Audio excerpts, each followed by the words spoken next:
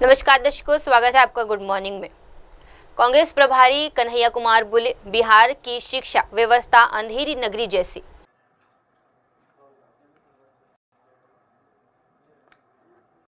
सबसे पहले एआईसीसी की इस महत्वपूर्ण प्रेस वार्ता में उपस्थित मीडिया के सभी साथियों का बहुत बहुत स्वागत है। आज हम बिहार से जुड़े हुए दो गंभीर मसलों पर बातचीत करेंगे। उससे पहले आप सब लोगों को मालूम है कि दिल्ली यूनिवर्सिटी के एक छात्रा का शव जो है वो प्राप्त हुआ है। कल उसको लेकर के एनएसयूआई और दिल्ली यूनिवर्सिटी के छात्रों ने एक श्रद्धांजलि सभा भी रखी थी। और कल रात में ही उड़ीसा से एक बहुत दर्दनाक खबर आई कि आत्मदाह करने के बाद जो छात्रा जिंदगी मौत से जूझ रही थी बालासोर की, जिसने बार बार यह आरोप लगाया कि उसके साथ यौन अपराध हुआ है, कॉलेज प्रशासन से लेकर के उड़ीसा पुलिस तक उस मामले को लिपापोती करती रही। और कल राष्ट्रपति भी जाकर के मिली थी उनसे। आज उनकी भी मौत हो गई।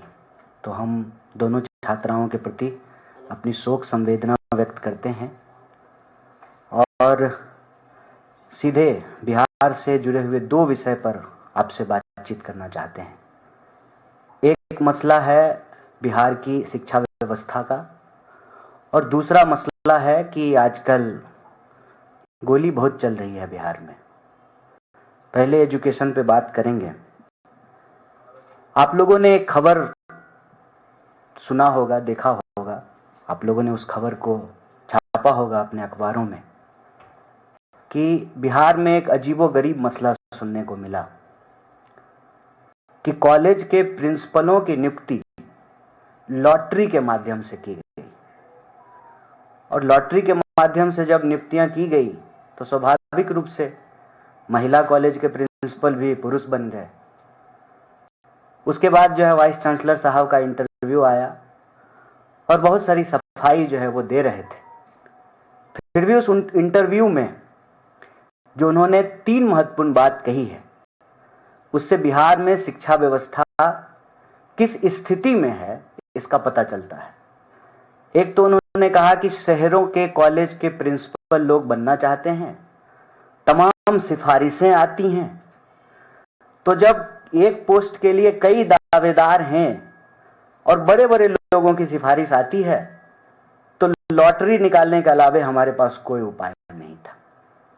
और दूसरा उन्होंने कहा कि कोई नियम तो नहीं है ना कि महिला कॉलेज का प्रिंसिपल कोई पुरुष नहीं बन सकता है। बात ठीक है, नियम तो नहीं है, लेकिन प्रेसिडेंस यही है कि महिला छात्रावास की वार्डन महिला होती है और महिला कॉलेज की प्रिंसिपल महिलाएं होती हैं। नियम तो नहीं है, लेकिन नियम से बिहार में शिक्षा व्यवस्था चल ही नहीं रही है। मनमानेपन का नियम है। और आपने देखा होगा कि बिहार में जो है साला साली, जीजा, बेटा बेटी, तमाम तरह के आयोग बन रहे हैं। शिक्षकों की नियुक्तियां कैसे हो रही हैं, प्रिंसिपल की नियुक्ति कैसे हो रहा है, वाइस चांसलर की नियुक्ति कैसे हो रहा है, इसका पूरा पर्दाफाश जो है अपने आप होता हुआ दिखता है। बिहार की शिक्षा व्यवस्था को लेकर के आज एक कहावत बिल्कुल फिट बैठती है, अंधेर नगरी चौपट राजा, टके सिर भाजी टके सिर खाजा। मतलब मनमाने तरीके से बिहार में शिक्षा व्यवस्था चल रही है। कहने को उच्च शिक्षा है जो अपने निम्नतम स्तर पर है। निम्नतम स्तर पर कहने का मतलब यह है कि आप किसी भी कॉलेज में टोटल इनरोल्ड स्टूडेंट का नंबर देख लीजिए। एक दिन अगर सारा स्टूडेंट आ गया एक दिन, तो कॉलेज में पांव रखने की जमीन नहीं होगी। 4 कमरे का कॉलेज और उस कॉलेज में स्टूडेंट का रजिस्ट्रेशन आप देखेंगे तो 30,000, 35,000, 40,000 तक के स्टूडेंट इनरोल्ड हैं। मतलब क्या है, पैसा दीजिए, डिग्री लीजिए। लेबर मार्केट है बिहार, किसी तरह से डिग्री ले लीजिए, नौकरी तो वहां मिलेगी नहीं, फिर वो डिग्री लेकर के पूरे देश में नौकरी के लिए भटकते रहिए। शिक्षा की हालत यह है कि प्रोफेशनल कोर्स के नाम पे मनमाने ढंग से फीस वसूली की जाती है। नियमित जो है सेशन नहीं चलता है। पूरे देश में ग्रेजुएशन 3 साल में होता है, बिहार में 5 साल में होता है। पंचवर्षीय योजना है। उसके बाद इंफ्रास्ट्रक्चर के नाम पे कुछ नहीं है, ना हॉस्टल है, ना लाइब्रेरी है, ना लैब है, ना जो है कॉमन रूम है। इंफ्रास्ट्रक्चर के नाम पे वहां पर स्टूडेंट को हर चीज की व्यवस्था अपने आप करनी पड़ती है। अगर स्टूडेंट बाहर कोचिंग में जाकर के पढ़ाई ना करे, कहीं भी नियमित क्लास नहीं चलता है। मतलब इंफ्रास्ट्रक्चर नहीं है, कॉलेज में जरूरत से ज्यादा स्टूडेंट इनरोल्ड होते हैं क्योंकि नियमित क्लास होता नहीं है, सेशन समय पे नहीं चलता है। और विश्वविद्यालय बहुत दुखद है, जिस प्रदेश का इतिहास हो कि जहां पर नालंदा विश्वविद्यालय हो, जहां पर बुद्ध को ज्ञान मिला हो, जिसको ज्ञान की भूमि कही जाती है, वहां पर विश्वविद्यालय भ्रष्टाचार और लूट का अड्डा बने हुए। अपनी डिग्री है आपकी, आप पैसा दे करके एडमिशन लिए हैं, ना कॉलेज आपको पढ़ाया, ना आपको लैब कराया, ना लाइब्रेरी की सुविधा मिली। एग्जाम दे करके आप पास हो गए, तो अब जब आप अपनी डिग्री लेने के लिए जाएंगे तो बिना मिठाई खाने के नाम पे पैसा लिए डिग्री नहीं मिलती है, आपका कागज नहीं मिलता है। और सारा का सारा कॉलेज और विश्वविद्यालय इस भ्रष्टाचार में लगा हुआ है। और ये भ्रष्टाचार का सिस्टम जो है उसी को पर्दाफाश करता है यह लॉटरी सिस्टम से प्रधानाध्यापकों की और प्रिंसिपलों की, प्राचार्यों की नियुक्तियां। क्योंकि पूरा का पूरा कट कमीशन का सिस्टम बना हुआ है। वही वाइस चांसलर बनेंगे जिनकी सरकार में दखल है। वाइस चांसलर साहब जो वाइस चांसलर बन गए हैं, तो अब जो है वो वाइस चांसलर नहीं है, सीईओ हैं उस यूनिवर्सिटी के। वहां से उगाही करनी है, कट कमीशन ऊपर मंत्रालय तक पहुंचाना है, पैसा स्टूडेंट से वसूलना है और फिर उनको जो है कागज की डिग्री देनी है। शिक्षा के नाम पे ना नियमित क्लास है। और ये मैं दावे के साथ बोल रहा हूं, अगर हिम्मत है तो बिहार की सरकार, बिहार के शिक्षा मंत्री और बिहार के वाइस चांसलर हमारे खिलाफ मुकदमा कर सकते हैं। मैं पूरी जिम्मेदारी से यह कह रहा हूं कि बिहार के विश्वविद्यालयों को लूट और भ्रष्टाचार का अड्डा बना दिया गया है। बिहार के विश्वविद्यालयों में पढ़ाई नहीं होती है, नियमित क्लास नहीं होते हैं, सेशन नियमित नहीं है, इंफ्रास्ट्रक्चर जर्जर हालत में है और प्रोफेशनल कोर्स के नाम पे आसमान छूती महंगाई के शिकार हैं स्टूडेंट। मनमाना फीस वसूला जाता है। और मैं कह रहा हूं ऑन कैमरा, आप जा करके किसी जमाने में अपनी गौरवशाली परंपरा के लिए जानी वाली आप दरभंगा मेडिकल कॉलेज हॉस्पिटल को जाकर के देख लीजिए। छत गिर जाएगी कभी भी स्टूडेंट के छत पे, लाइब्रेरी नहीं है, लैब नहीं है। अभी जब बारिश हो रही है तो जो है भवनों में पानी जमा हुआ है, सांप घूम रहा है, चूहा घूम रहा है, आईसीयू में जो है पेशेंट को चूहा काट ले रहा है। ये स्थिति है बिहार की शिक्षा व्यवस्था की। और मोदी जी बिहार जाते हैं, नीतीश जी के साथ अपना चमकता हुआ नूरानी चेहरा वाला फोटो लगाते हैं और कहते हैं कि बिहार विकास के इसी रास्ते पे आगे बढ़ेगा। यही विकास है जहां 3 साल में डिग्री नहीं मिल रही है, क्लास रेगुलर नहीं हो रहा है, लाइब्रेरी है ही नहीं, लाइब्रेरी है तो किताब नहीं है। यही विकास है। ये एक बहुत गंभीर मसला है। जब हम नहीं चाहते थे कि इस पर बातचीत हो, लेकिन जब पूरी दुनिया बात कर रही है और हमारे ऊपर हंस रही है कि बिहार में क्या स्थिति हो गई है कि प्रिंसिपलों की नियुक्तियां लॉटरी के माध्यम से हो रहा है, ये अपने आप में बिहार की शिक्षा व्यवस्था को पर्दाफाश करता है। और हम यहां से एआईसीसी के इस मंच से बिहार सरकार से ये मांग करते हैं, बिहार में जो शिक्षा की दुर्दशा है उस पर तुरंत कार्रवाई करें। अन्यथा हम बिहार के विद्यार्थियों से ये अपील करते हैं कि ये मौका है जो सरकार आपकी ना सुने, आप उनकी मत सुनिए। हर 5 साल में चुनाव इसलिए होता है, ये रिपोर्ट कार्ड होता है सरकार का, कि अगर सरकार ठीक से काम नहीं कर रही हो तो 5 साल में उसको बदल दिया जाए। इस पर बिहार के विद्यार्थी विचार करें। दूसरा जो एक विषय आपके सामने रखना चाहते हैं कि सुशासन के तमाम दावों के बावजूद कोई ऐसा दिन नहीं बीतता है कि बिहार में कहीं ना कहीं गोली न चल रही हो। कल ही बेगूसराय में गोली चली। बिहार का कोई ऐसा शहर नहीं है जहां दिन दहाड़े गोलियां नहीं चल रही हैं।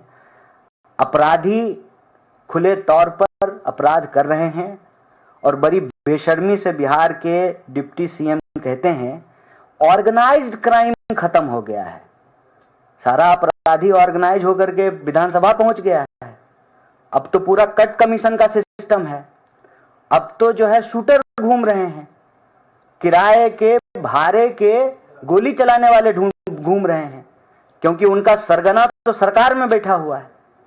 पुलिस का इकबाल खत्म हो गया है और तमाम विरोध के बावजूद नीतीश कुमार हमारे साथ नहीं है, लेकिन ये नीतीश कुमार का सरकार चलाने का तरीका नहीं है। इसका साफ मतलब है कि नीतीश जी सरकार नहीं चला रहे हैं। नीतीश जी के नाम पे कोई और सरकार चला रहा है जो बिहार में सुशासन के तमाम दावों की पोल खोलता है और आज सवाल का जवाब नहीं देना पड़े इसीलिए बार बार 90 को याद करते हैं। सरकार में आए हुए 20 साल हो गए हैं। ऐसा नहीं होता है कि ट्रेन आगे चलते चलते पीछे चलने लगे। बिहार में जो अपराध की स्थिति है उससे तो यही लगता है कि ये डबल इंजन जो है एक ही दिशा में नहीं चल रहा है। ये डबल इंजन ट्रेन के 2 दिशाओं में लगा हुआ है, एक आगे एक पीछे, और ये अपोजिट फोर्स बिहार में लग रहा है। ये डबल इंजन की सरकार नहीं है। ये डबल इंजन दरअसल खराब है, बेकार है, अचेत है। और डबल इंजन जो है इस महंगाई में, जब डीजल 100 रुपए लीटर हो गया है, एवरेज नहीं दे रहा है। इस डबल इंजन का पूरा फोकस जो है वो बिहार को लूट करके अपने खजाने को भरना है।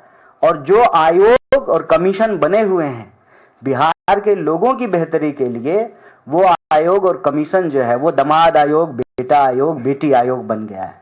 इसीलिए चाहे अपराध की बात हो या शिक्षा की दुर्दशा की बात हो, यह बिहार के भविष्य की बात है। बिहार की मौजूदा स्थिति चिंताजनक है।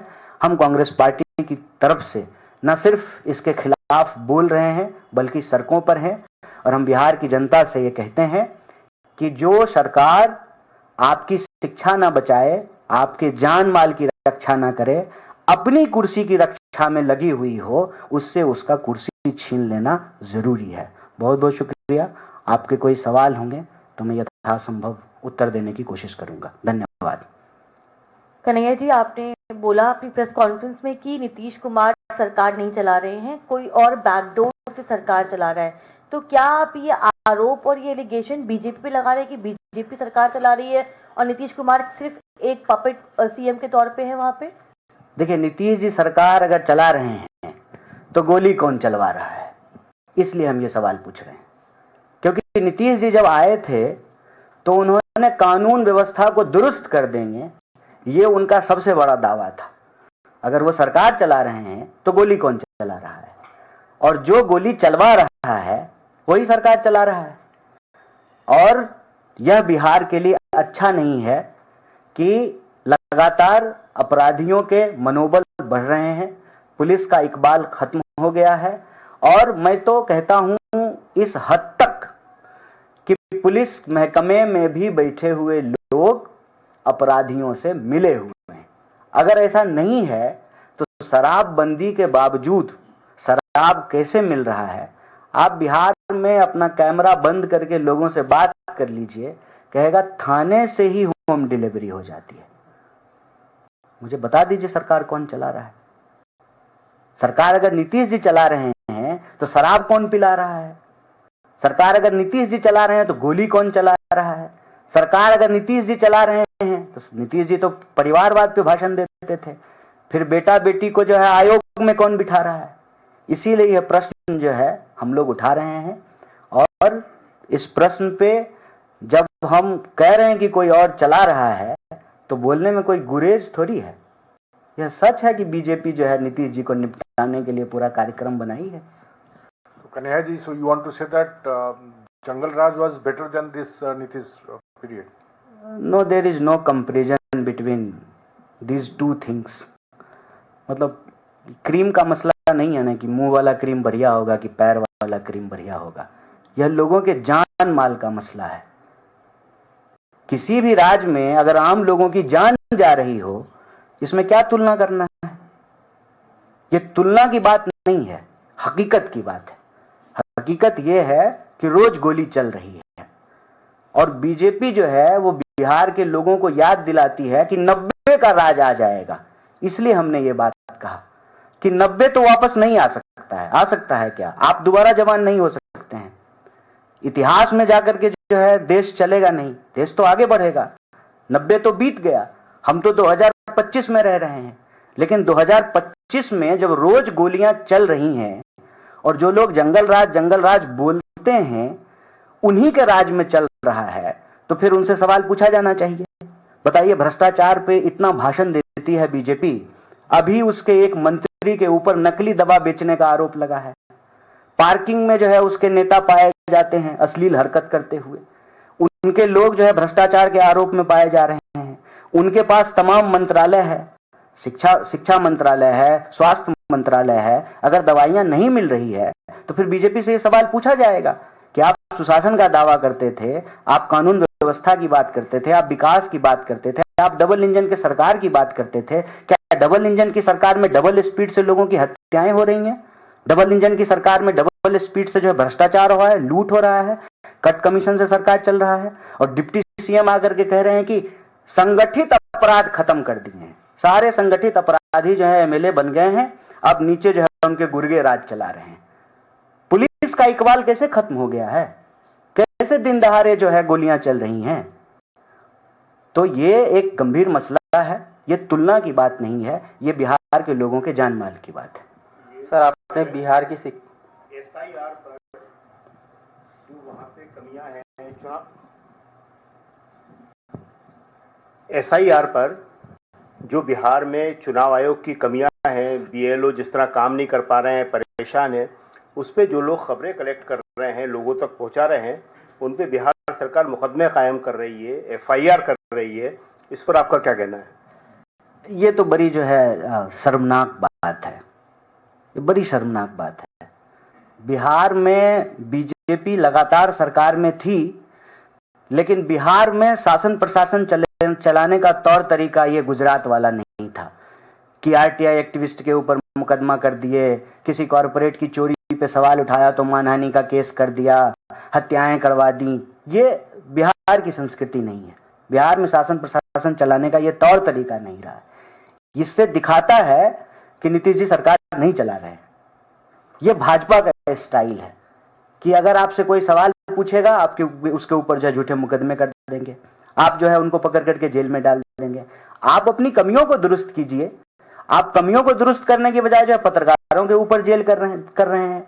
ये सीधे सीधे पत्रकारों को ये संदेश दे रहे हैं कि अब की बार बिहार आइएगा तो संभाल के आइएगा, अगर आप सच बोलेंगे तो आपके ऊपर मुकदमे हो सकते हैं। ये बड़ी दुखद और बड़ी शर्मनाक बात है और कांग्रेस पार्टी की तरफ से हम इसकी पुरजोर मुखालफत करते हैं। सर,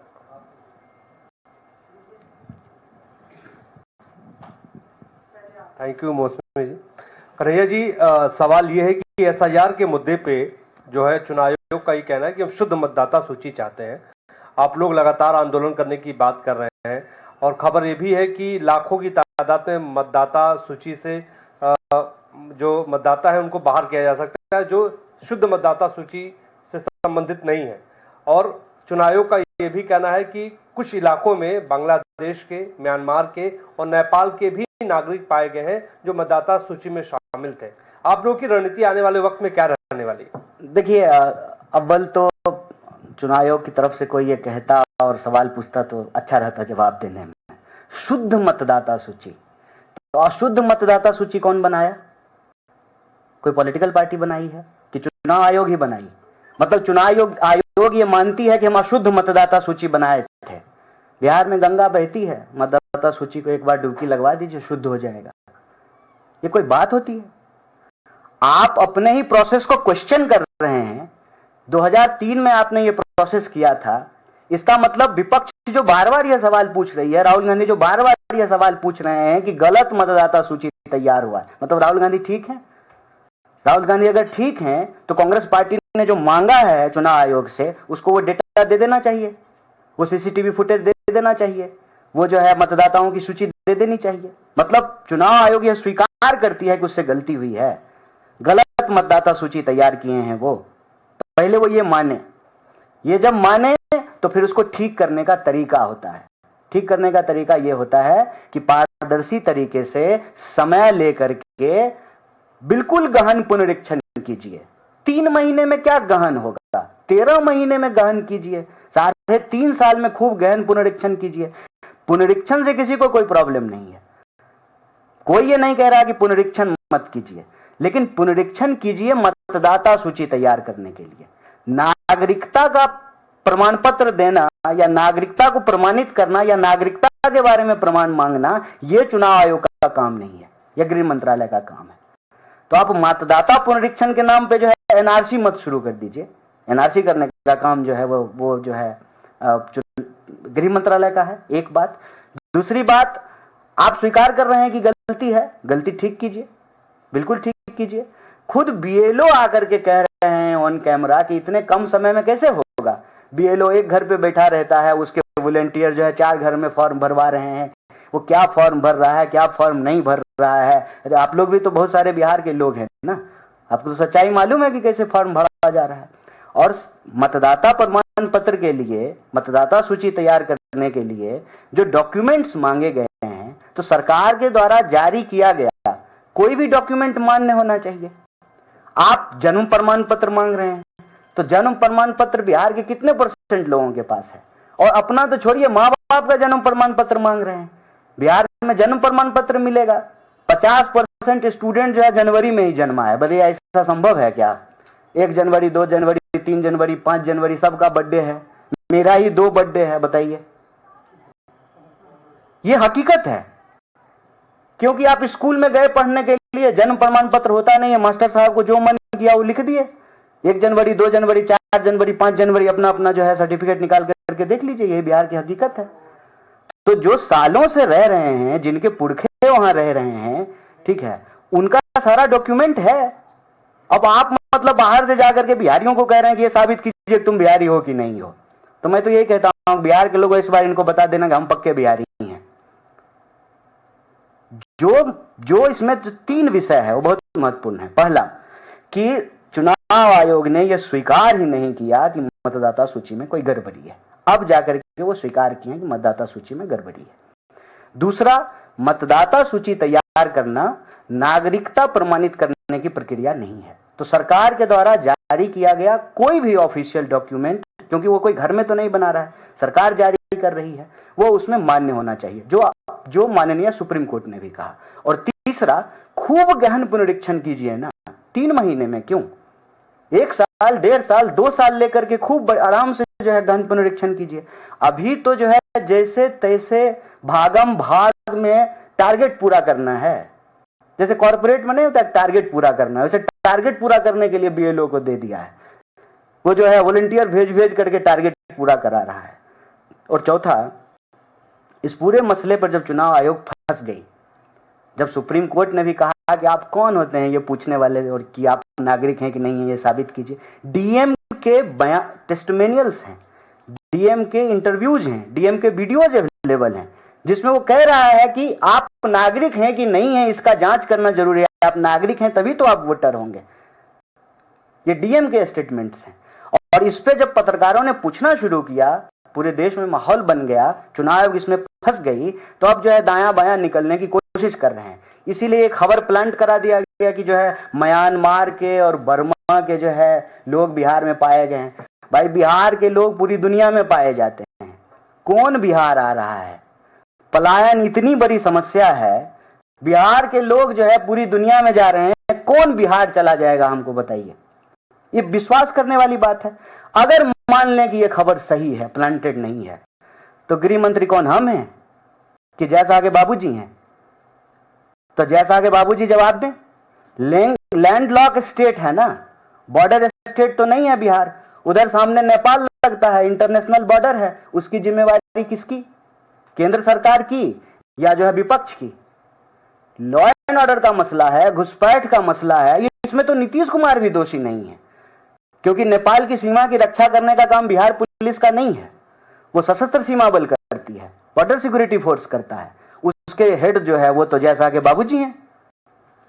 अगर ऐसा हुआ है तो फिर उसके लिए कौन जिम्मेवार है? और 2003 में ही आपने ये प्रोसेस किया था, इसका मतलब 2003 का प्रोसेस भी ठीक नहीं है। अगर 2003 का प्रोसेस ठीक नहीं है, इसका मतलब 2005 में जो है गलत तरीके से जो है नीतीश कुमार मुख्यमंत्री बन गए। और सिर्फ गलत तरीके से 2005 में वो मुख्यमंत्री नहीं बने, तीसरी बार मुख्यमंत्री बने, और 2014 में मोदी जी को तो 39 सीट मिला है वहां से। इसका मतलब सारे म्यांमार के लोगों ने जब मोदी जी को वोट दे दिया, नेपाल के लोगों ने वोट दिया है। और सिर्फ 14 में ही नहीं, फिर 19 में भी दे दिया सबसे ज्यादा सीट, अभी 24 में ही हाल ही में दे दिया है। तो सारे सांसदों को जो है, अभी हुआ है ना चुनाव, सबका जो है सदस्यता रद्द कीजिए, दोबारा से 40 सीट पे चुनाव कराइए।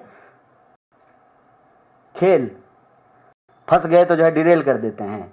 मुद्दा भटकाओ योजना, म्यांमार और बांग्लादेश के लोग, नेपाल के लोग बिहार में पाए गए, अगर खबर सही है, जिम्मेवार कौन है? और फिर चुनाव जब क्यों हो रहे हैं? ये सब डिरेल करने की बात है। चुनाव आयोग बुरी तरीके से इसमें फंस गई है। जो राहुल गांधी कह रहे थे वह बात सही साबित हो गई है। ये चोरी का जो कार्यक्रम था वो पकड़ा गया है। तो ये नया तरीका बना लिए थे लिपा पोती करने का, कि थोड़ा बहुत दिखा देंगे, दायां बायां माहौल हो गया है, सब ठीक है एकदम, ऐसा ही जो है आरोप लगाती है विपक्ष। लेकिन अब इसमें फंस चुके हैं और इनका जवाब इनको देना पड़ेगा, और विपक्ष के नाते हम ये सवाल उठाते रहेंगे। संभल में गंगा जल स्तर बढ़ा, बाढ़ का खतरा।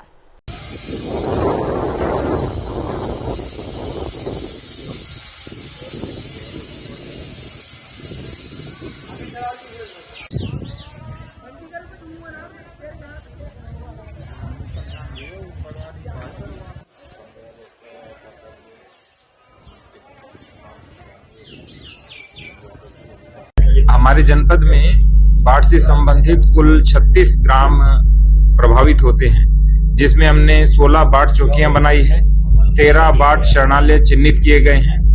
नाव हेतु अनुबंध हमारे द्वारा किए जा चुका है और बाढ़ राहत किट के सारे टेंडर भी पूरे किए जा चुके हैं। वर्तमान में जो गंगा जी का जल स्तर है वो 177.60 मीटर है, और जो जल है उसमें लगभग 62,000 क्यूसेक है, और जो 2 दिन बाद घट करके 31,900 क्यूसेक रह गया है। 2.5 लाख क्यूसेक से ऊपर जल स्तर होने पर ही हमारे यहाँ बाढ़ की स्थिति आती है, और कुल 36 ग्राम में से भी मुख्य रूप से 6 ग्राम प्रभावित होते हैं। और जो पिछली बार बाढ़ थी वो 2010 में आई थी, उसके बाद किसी भी प्रकार का जो बाढ़ है यहाँ पे नहीं आई, लेकिन फिर भी अलर्ट है, सभी की ड्यूटी लग चुकी है, नियमित रूप से भ्रमण होता रहता है, और जो भी है। रोहित पवार बोले, समृद्धि महामार्ग में 85,000 करोड़ रुपए का भ्रष्टाचार। जो विषय है वैसे देखो पुराना है, फॉर समृद्धि मार्ग में बहुत बड़ा भ्रष्टाचार हुआ है, वो बहुत टाइम हमने बोला है, और अभी जो लोक लेखा कमेटी है उसके माध्यम से हम उसका इन्वेस्टिगेशन भी कर रहे हैं। लेकिन ये जो शक्ति मार्ग है, क्योंकि हम जब भी बोलते हैं कि किसानों को कर्ज माफी होनी चाहिए, या जो बीमा कंपनी जो चार्ट फिगर अभी उन्होंने निकाल दिए वो वापस लाओ, लेकिन सरकार बोलती है हमारे पास पैसा नहीं। जब भी हम बोलते हैं ओबीसी ओपन या एससी एसटी जो स्टूडेंट्स है उनके लिए जो स्कीम्स है, या जो टीचर्स है उनका जो पगार है वो टाइम पे आप दे दो, सरकार बोलती है हमारे पास पैसा नहीं। आपके पास एक साइड पैसा नहीं, लेकिन आप 85,000 करोड़ का काम कर रहे हो।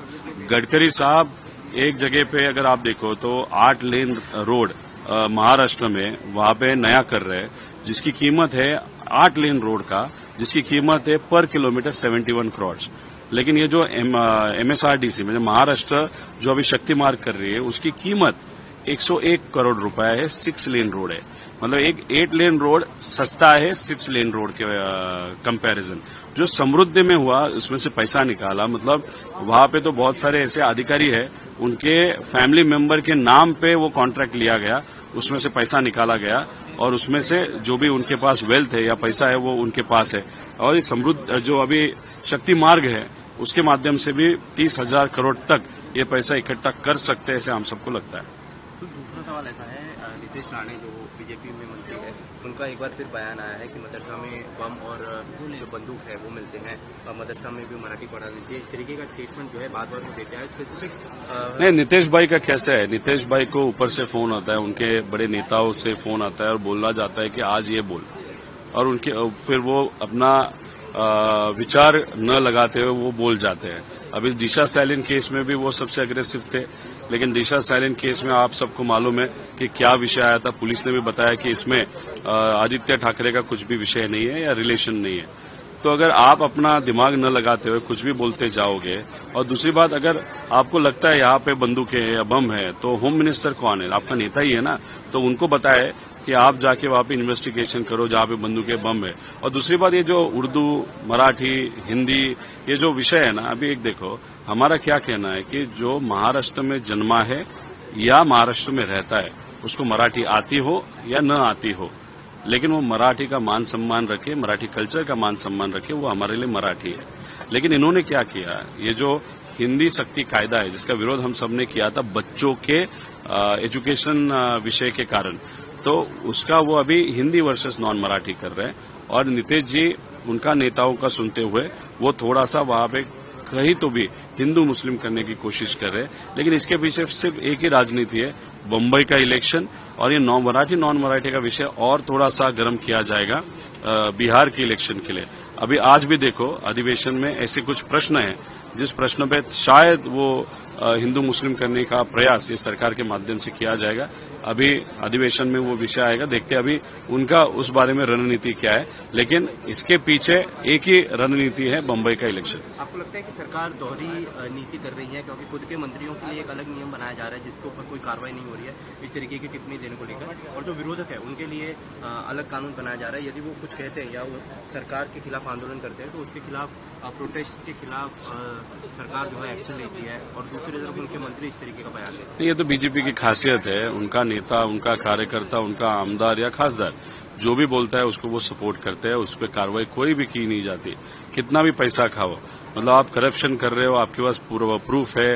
वहां पे एक अंदाज समिति के जहां पे होने वाली थी वहां पे 5 करोड़ मिलते हैं, उसके बारे में आप कुछ नहीं करते। अभी एक मंत्री करोड़ रुपए का बैग लेके वहां पे बैठे हैं, उसके बारे में आप कुछ नहीं करते। वहां पे जमीनें लिए जा रहे हैं गरीबों के, उसके बारे में आप कुछ नहीं कर रहे। जब उनके नेता लो लेवल पे जाके महान व्यक्ति के बारे में बोलता है, उसके बारे में, मतलब जो छत्रपति शिवाजी महाराज, डॉक्टर बाबा साहेब अम्बेडकर, महात्मा फुले, उनके बारे में आप कुछ नहीं कर रहे हो। लेकिन विरोधक अगर कुछ भी बोलता है सरकार के खिलाफ तो उसको आप कार्रवाई करते हो, तो उससे ये जो टू हेडेड या टू फेस स्ट्रैटेजी जो है बीजेपी की, वो अपने सामने आते हैं। तो महाराष्ट्र में या इंडिया में यूँ कह लो कि टेस्ला का पहला शोरूम खुला गया। महाराष्ट्र में, मुंबई में जिस तरीके से हिंदी मराठी का विवाद चालू है, टेस्ला के शोरूम में सरकार ये कह रही है कि इससे उद्योगों को जो है आकर्षण मिलेगा, उद्योग बढ़ेंगे। ये देखो, लेकिन मराठी लोगों की जो रोजगार है, आपको लगता है कि मराठी लोगों को पहली प्रायोरिटी? शोरूम में कितने लोग काम करते हैं? 10 लोग काम करते हैं या 12 लोग काम करते हैं? हमारा कहना था फैक्ट्री लाओ जहां पे 10,000 लोग काम करेंगे। फैक्ट्री तो आपने लाई नहीं, आपने लाया तो लाया क्या, खोदा पहाड़ निकला चूहा। मतलब आपने शोरूम लाया, उसका इनॉग्रेशन सीएम साहब करते, ठीक है, उनका तो वो विषय है। लेकिन यहाँ पे जो गाड़ियां है वो एक्सपेंसिव गाड़ियां, वो अमीर लोग वहां पे गाड़ियां लेने वाले, ऐसे भी नहीं है गरीबों के लिए वहां पे गाड़ियां बेचने 1 लाख 2 लाख के लिए। और दूसरी बात, फैक्ट्री न आने के कारण जो 10,000 लोगों को नौकरी मिलेगा, वो जो हमारा सपना था, वो भी यहाँ पे रियलिटी में नहीं आया।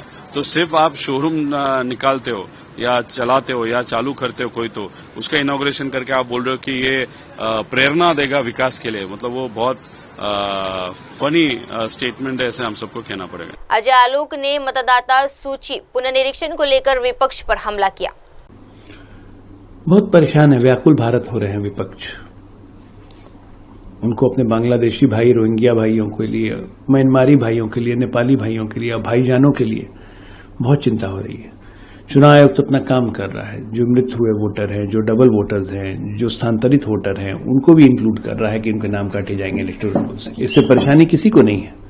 88.1% लोग अपना फॉर्म अपलोड कर चुके हैं टोटल वोटर लिस्ट का।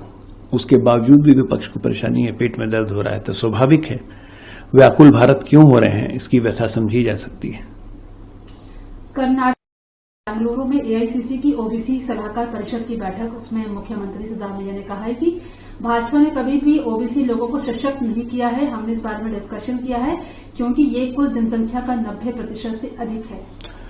ऐसा है कि सिद्धारमैया जी को बोलिए सबसे पहले कि उनको अपना भूमि अधिग्रहण कानून वापस लेना पड़ा, क्योंकि 1000 से ज्यादा किसानों ने, जिसमें ज्यादातर ओबीसी थे, उन्होंने आंदोलन किया, इनको अपने भूमि अधिग्रहण कानून को वापस लेना पड़ा। क्या इनके सरकार के ऊपर ये थप्पड़ नहीं है?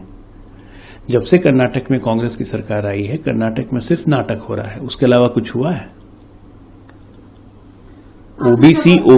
ओबीसी चिल्लाते से ओबीसी का भला नहीं होता है। आज तक इन्होंने ओबीसी का आरक्षण तो कर्नाटक में समाप्त करके मुसलमानों को दे दिया। ये क्या ओबीसी की बात करेंगे? तरुण चुग ने राहुल गांधी पर चीन से डील करने का आरोप लगाया।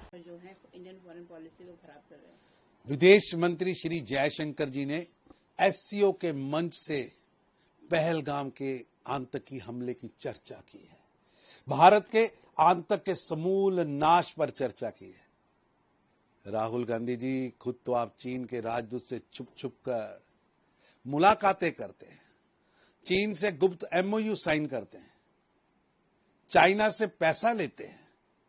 वही अब आप हमें विदेश नीति पर भाषण भी दे रहे हैं। ये बेशर्मी नहीं तो और क्या है? राहुल गांधी की पूरी राजनीति देश की छवि बिगाड़ने, सेना का मनोबल गिराने और भारत की विदेश नीति को कमतर दिखाने में लगी है। लेकिन देश समझ चुका है कि ये चीन का राहुल गांधी के साथ प्रेम पुराना है, ये रोग बहुत पुराना है। प्रधानमंत्री मोदी जी के नेतृत्व में भारत आज ग्लोबल स्टेज पर, चाहे कोई महाद्वीप हो या कोई देश हो, भारत को सम्मानित कर रहा है। चाहे विश्व का कोई देश हो, वो भारत की विदेश नीति का सहयोग कर रहा है। अब आत्मविश्वास और स्वाभिमान का प्रतीक भारत की विदेश नीति बन चुकी है। कांग्रेस के वक्त भारत की छवि मौन और कमजोर नेतृत्व वाली थी। आज वही भारत मजबूती से अपनी बात कहता है और दुनिया सुनती है, और भारत आज अपनी बात दुनिया के मंच पर रखने का, उसको चलाने के लिए, उसको सामने रखने के लिए आज आगे आया है। राहुल गांधी को अगर शर्म नहीं आती तो कम से कम तथ्यों की इज्जत करनी चाहिए। जी सर, एक श्लोक ऐड करने चाहिए, सिलेबस में तो किया ही जाएगा, लेकिन उससे पहले प्रेयर्स में स्टार्ट किया जाए। तप तपस्या एवं देव भूमि उत्तराखंड की सरकार का ये निर्णय स्वागत योग्य है। गीता और श्री रामायण का पाठ्यक्रम में शामिल करना केवल शिक्षा नहीं, पीढ़ियों को सांस्कृतिक चेतना से जोड़ने का कार्य है। गीता केवल एक धार्मिक ग्रंथ नहीं, वह जीवन प्रबंधन, कर्तव्य बोध और आत्म बल का शाश्वत स्रोत है। इसे पढ़ना राष्ट्र निर्माण का हिस्सा है। श्री रामायण भारत के आत्मा है। भारत के किसी भी कोने में चले जाइए, श्री राम जन जन के नायक हैं। वर्षों तक हमारी संस्कृति को सांप्रदायिक बताकर दूर किया गया, लेकिन अब समय आया है कि विद्यार्थियों को अपनी जड़ों से जोड़ा जाए, अपनी गौरवशाली संस्कृति इतिहास के साथ जोड़ा जाए। यही सच्ची शिक्षा नीति है। प्रधानमंत्री मोदी जी के भारत के गौरवशाली अतीत को वर्तमान से जोड़ो मंत्र को उत्तराखंड सरकार ने जमीन पर उतारने का साहसिक। तिरुवनंतपुरम में भाजपा युवा मोर्चा ने भ्रष्टाचार के खिलाफ प्रदर्शन किया।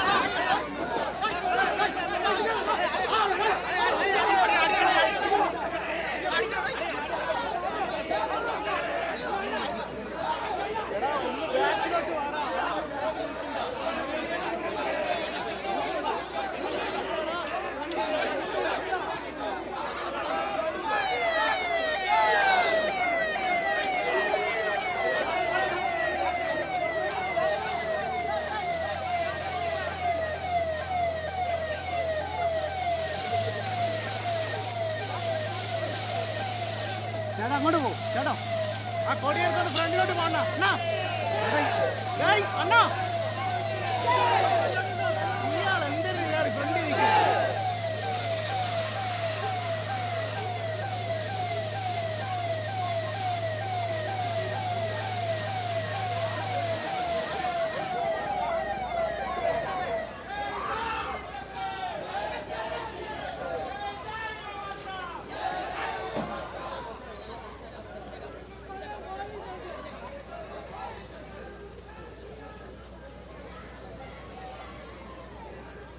അല്ലേ ഫ്രണ്ടിൽ കയറാണേ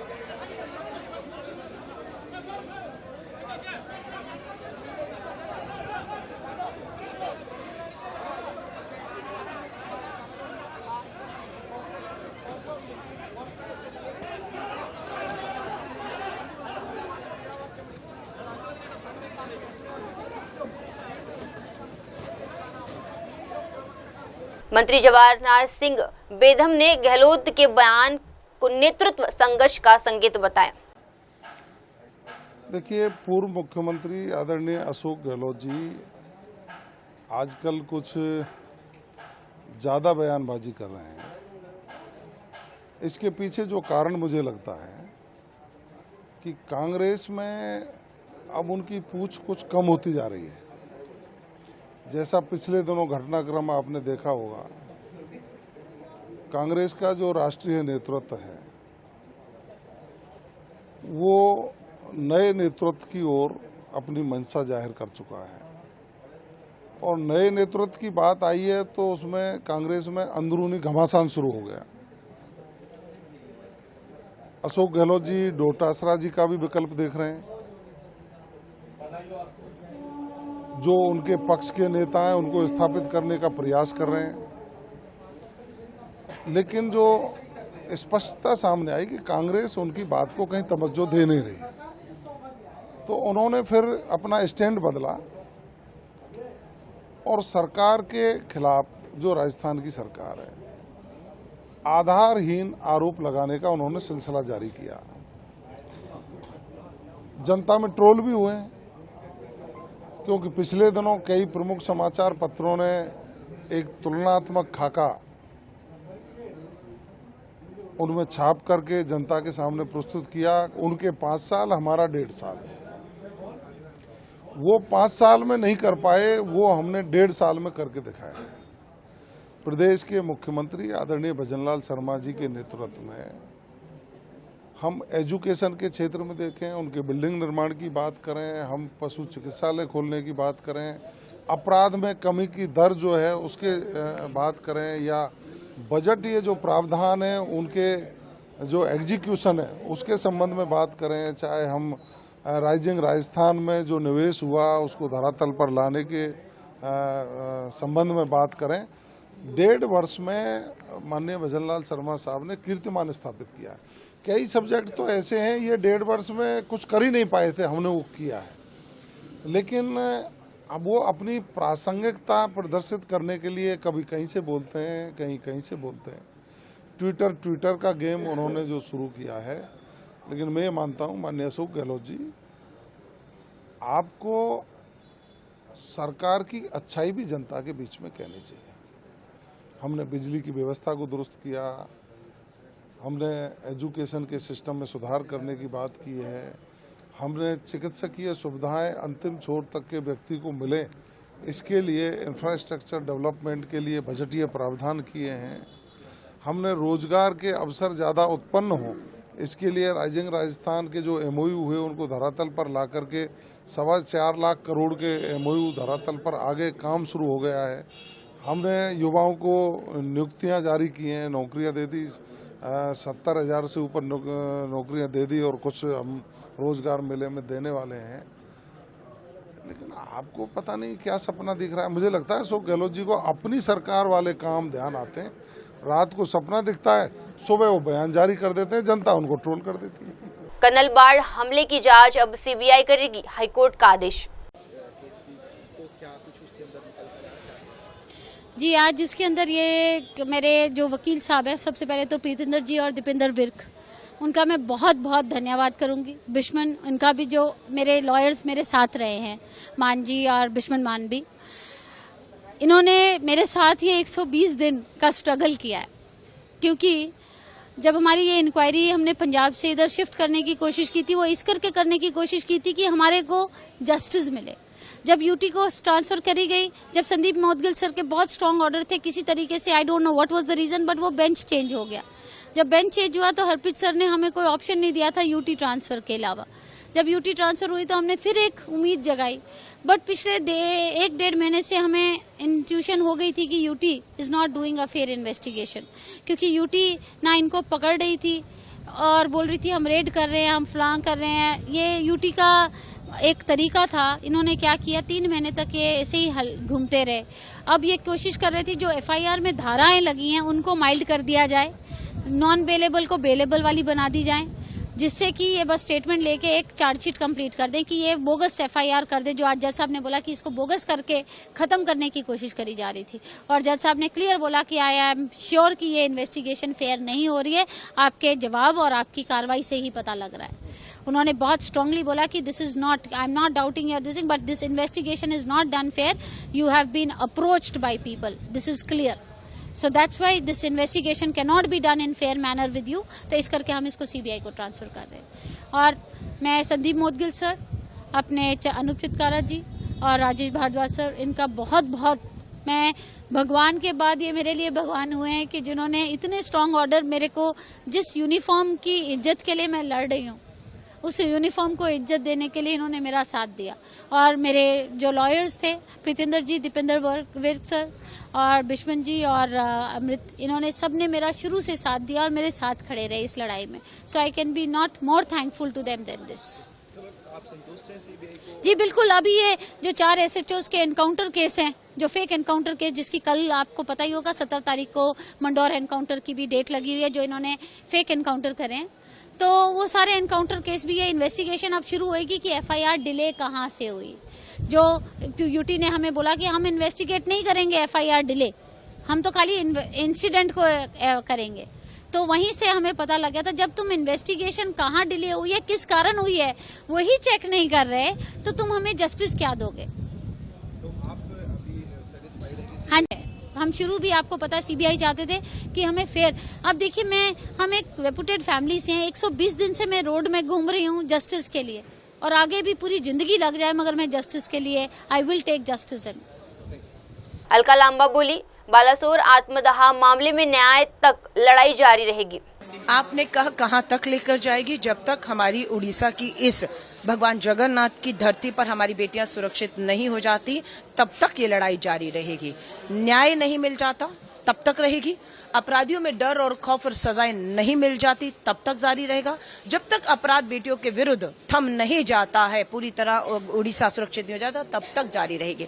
आज श्री राहुल गांधी जी ने संवेदनशीलता दिखाई ना, पिता से बात की, पिता भावुक हुए, पिता को विश्वास दिलाया कि हम आपके साथ खड़े हैं। जब तक पीड़िता के परिवार को न्याय नहीं मिलता तब तक हम पूछना चाहते हैं ये संवेदनशीलता प्रधानमंत्री जी आप भी दिखाते। आज ट्विटर हैंडल पे जाइए, प्रधानमंत्री जी के हर भाषा में ट्वीट है, पंजाबी में, तमिल में, मलयालम में, उड़िया भाषा का भी एक ट्वीट संवेदनाओं का परिवार को, बेटी को श्रद्धांजलि देते हुए दे दीजिए। अखिल भारतीय विद्यार्थी परिषद की भाजपा RSS के साथ जुड़ी हुई वो बच्ची थी, और उसके साथ जो हो रहा था वो पूरे भाजपा के परिवार को पता था। सबको लिख लिख कर वो मांग कर रही थी, मीडिया के माध्यम से, आपके भी माध्यम से आवाज पहुंची थी। हाँ, जांच के नाम पर, कमेटियों के नाम पर बेटी को प्रताड़ित किया जाता रहा, अपमानित किया गया, आग के हवाले कर दिया उसको।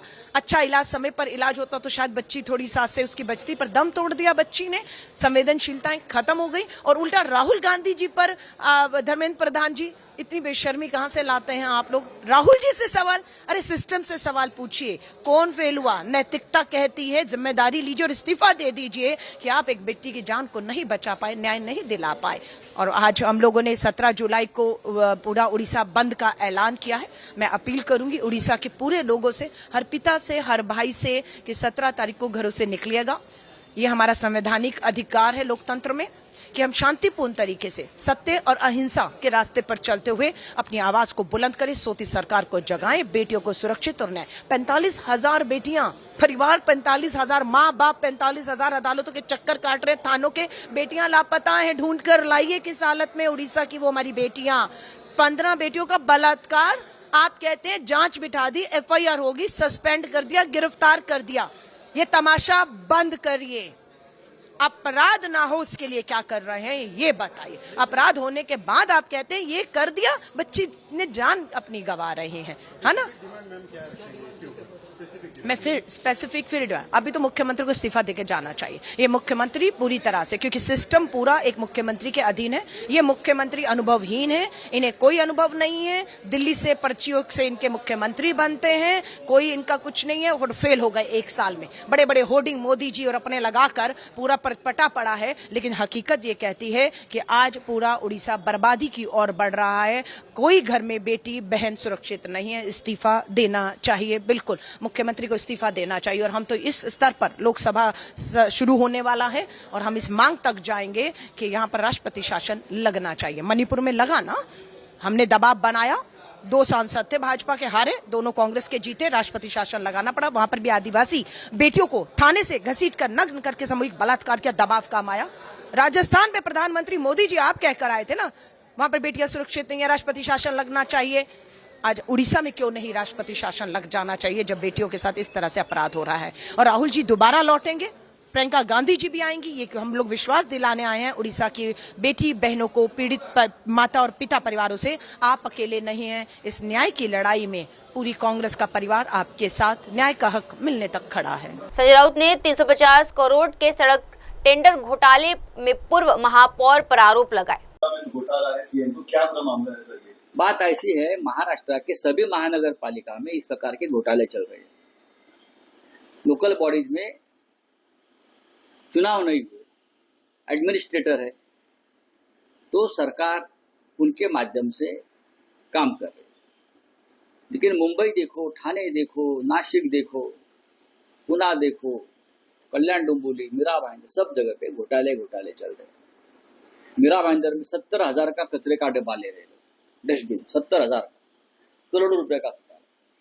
अहिल्यानगर एडमिनिस्ट्रेटर, वहां के सभी अधिकारी, वहां के एक्स कॉर्पोरेटर्स, एक्स मेयर मिलकर 350 करोड़ का घोटाला किया है। 750 से ज्यादा जो रोड का काम निकाला, वो रोड का काम हुआ ही नहीं।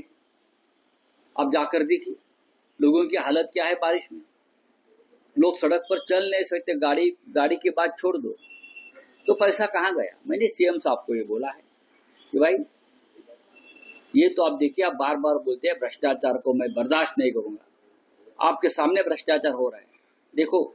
लगातार आप डेटा भेजे, कार्रवाई अभी तक नहीं, वो कार्रवाई नहीं करेंगे। उम्मीद कर रहे हो? नहीं, मैं उम्मीद में नहीं करता हूँ, लेकिन मेरा काम मैं करता रहूंगा। और जब मेरे 100 लेटर पूरे हो जाएंगे भ्रष्टाचार के, तो उसका किताब का विमोचन में मोदी जी के हाथ से करूंगा। चले, थैंक यू। सुप्रीम कोर्ट ने कहा इस पोलिटिकल पार्टी जाति को लेकर जो राजनीति कर रही है, ये देश की एकता पर खतरा है। तो खतरा निकाल दो, खत्म करो, सुप्रीम कोर्ट है। दिल्ली के कई स्कूलों को बम धमकी, सौरभ भारद्वाज ने चिंता जताई कि लगातार इस तरीके की धमकियों वाले ईमेल्स आते हैं, प्राइवेट स्कूलों के लिए आते हैं। सुबह सुबह लोग बच्चों को स्कूल छोड़ के आते हैं, अपने दफ्तर पहुंचे ही होते हैं कि स्कूल से पैनिक कॉल आनी शुरू हो जाती है कि आप अपने बच्चों को ले जाएं। लोग अपना दफ्तर, अपना काम धंधा छोड़ के वापस स्कूलों में भागते हैं।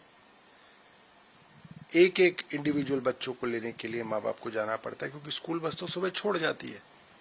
अब स्कूल बस उस बच्चे को लेके वापस दोपहर में 2 बजे आएगी, तो आप समझ सकते हैं कि स्कूल बस तो छोड़ नहीं सकती। तो हजारों बच्चों के हजारों माँ बाप पिछले 1 साल से ये एक्सरसाइज कर रहे हैं। क्या देश की सरकार जो कहती है हम विश्व गुरु बन गए, हमारा डंका पूरी दुनिया में बज रहा है, क्या एक सरकार सिर्फ ये कह के बच सकती है कि ये कहीं रशिया से आ रहा है, रशिया से आ रहा है तो रशिया से आप बात करो? आपकी इतनी भी नहीं चलती है। एक वक्त तो आप कहते थे कि स्विस बैंकों से काला धन भी आप लेके आ जाएंगे। अब आपसे एक बदमाश नहीं पकड़ा जा रहा जो किसी देश से जो है ईमेल कर करके जो है रोज हजारों लोगों को पैनिक फैला रहा है। तो बहुत ही शर्मसार बात है कि इतने हाई टेक्नोलॉजी वाले समय में सरकार इस तरीके से असहाय है। आतिशी ने सीलमपुर में सद्भावना शिविर का उद्घाटन किया। 94 से कैंप लगा, क्या कहेंगे? आज सीलमपुर विधानसभा में सद्भावना कैंप का उद्घाटन हुआ है। हिंदू, मुस्लिम, सिख, ईसाई सभी भाई मिलके शिव भक्तों का, कांवड़ियों का स्वागत करते हैं। ये सद्भावना कैंप दिल्ली की असली गंगा जमुनी तहजीब का प्रतीक है। कई नेता, कई राजनीतिक दल अपने फायदे के लिए, चुनाव के लिए हिंदुओं को, मुसलमानों को, सिखों को, ईसाइयों को आपस में भिड़ाने की, लड़ाने की कोशिश करते हैं। लेकिन आज यहाँ पे सीलमपुर के लोग ये दिखा रहे हैं कि दिल्ली वाले सब धर्म के, सब जाति के, सब भाषा बोलने वाले एक हैं, एक थे और एक रहेंगे। जो गंदी राजनीति करना चाहते हैं वो आपस में जो समाज में प्रेम है, सद्भाव है, उसको तोड़ने में सफल नहीं हो पाएंगे। आज ये सद्भावना बहुत बढ़िया, बहुत बढ़िया। से उड़ाने की लगातार धमकियां मेल के जरिए मैं ये पूछना चाहती हूँ कि ये भारतीय जनता पार्टी की 4 इंजन की सरकार बिल्कुल फेल क्यों है? उनके पास हर एजेंसी है, उनके पास दिल्ली पुलिस है, उनके पास सीबीआई है, उनके पास ईडी है, उनके पास इंटेलिजेंस है, उनके पास रॉ है, उनके पास विपक्ष के नेताओं पर केस करने के लिए हर संभव औजार है। लेकिन बच्चों के स्कूलों में रोज धमकियां दी जा रही हैं, इसलिए कुछ नहीं कर पा रहे। वो नहीं ढूंढ पा रहे कि कौन धमकी दे रहा है, कौन फोन कर रहा है, कौन ईमेल।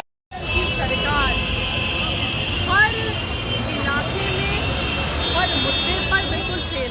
मैडम सवाल ये है, बेंगलुरु में कांग्रेस की ओबीसी बैठक। शीतल कपाट ने सत्यजीत रे के घर गिराने पर नाराजगी जताई। सीएम धामी ने सभी स्कूलों में गीता पढ़ाने का ऐलान किया।